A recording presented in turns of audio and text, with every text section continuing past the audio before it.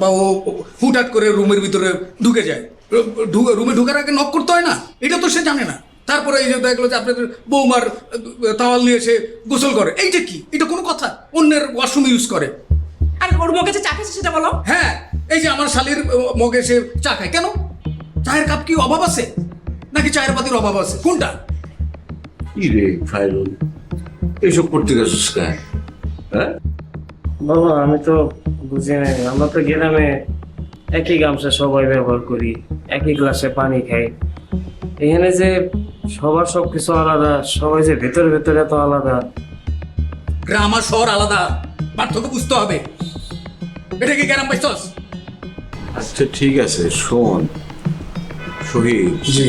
ও তো আগে কোনোদিন ঢাকা শহরে আসে নাই, বলে গ্রামীণ জীবন আর নাগরিক জীবনের যে পার্থক্য এটাও বুঝতে পারে নাই। এটা ওর বোঝার ভুল। বুঝলে তো আর এটা করার কথা না। গ্রামে অনেক কিছু চলে, শহরে তো আর এগুলো চলে না। এখানে প্রত্যেকের আলাদা ব্যক্তি জীবন আছে, স্বাতন্ত্র্য বজায় রেখে চলে তারা। তো সেই অনুযায়ী তো আমরা আসছি, আমাদেরকে ওইভাবে চলতে হবে।